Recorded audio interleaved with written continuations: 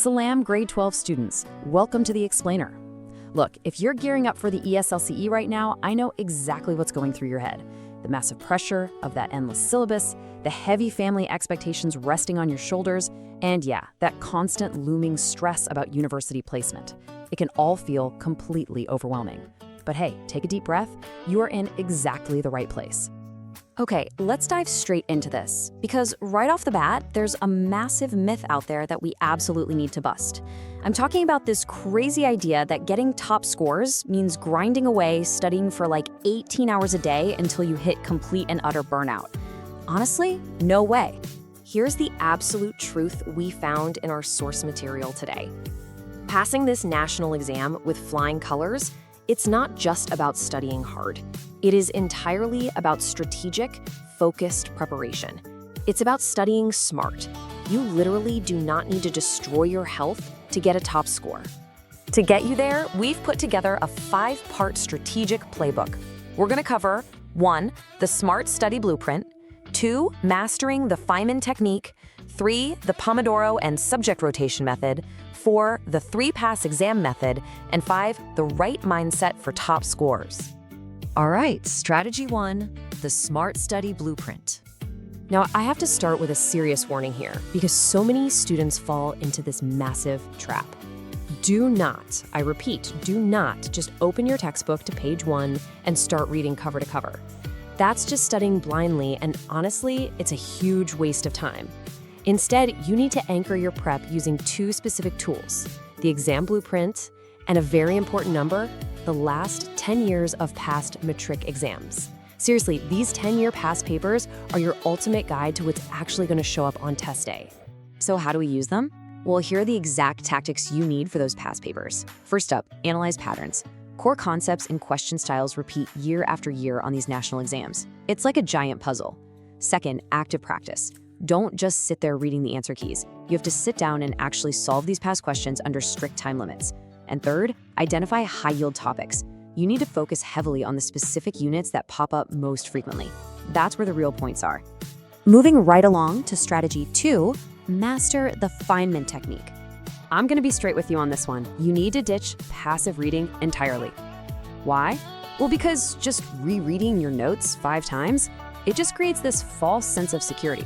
You read it over and over, you kind of feel like you know it, but then you sit down in the exam hall and bam, your mind goes completely blank.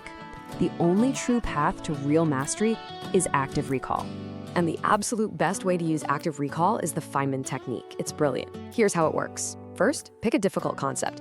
Think of something really tough, like photosynthesis or integration, maybe quantum physics.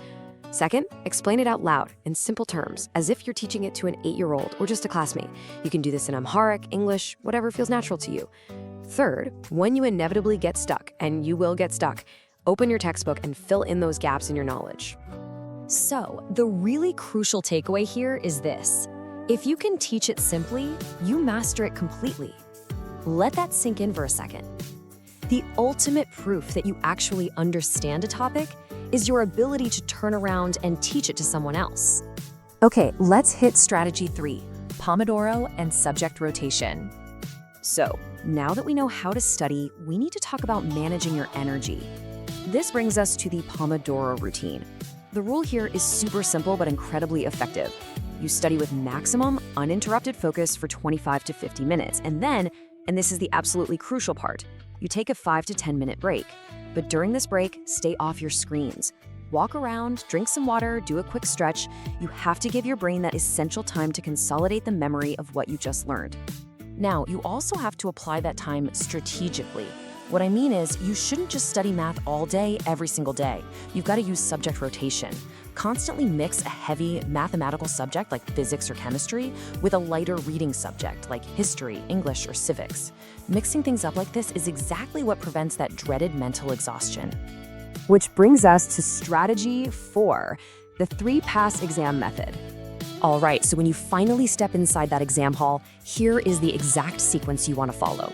Pass 1, go through the entire exam and immediately answer all the questions you know 100%. Secure all those easy marks right off the bat without any heavy thinking, and just skip anything that needs a long calculation. Pass 2, go back for the medium questions that need a bit more thought or math. And finally, Pass 3, save the toughest, absolutely hardest questions for whatever time you have left. Doing it this way guarantees you never run out of time and lose easy points hiding at the back of the test booklet. And finally, strategy 5, mindset for top scores. I really want to emphasize this warmly, guys. All of the study hacks in the world will not save you if you don't protect your own health. Let me state this very clearly. Pulling all-nighters, it destroys your memory. It will literally lower your score. What you actually need, especially right before the big day, is 7 to 8 hours of sleep. Getting that rest is what will actually raise your score, for sure. Think of this as your physical foundation. You want to aim for those 7 to 8 hours of sleep, eat well, stay hydrated, and most importantly, stay positive. I really have to remind you that confidence plays a massive role in your performance. These healthy physical habits, they're the bedrock that will allow you to execute your entire strategy flawlessly. So, as we wrap up this explainer, I want you to remember one thing. You have been preparing for this moment for 12 years. Believe in those 12 years of hard work. Stay consistent with this playbook, trust in your preparation, and go get those top scores. The only question left is, which subject are you going to open your books and conquer first today?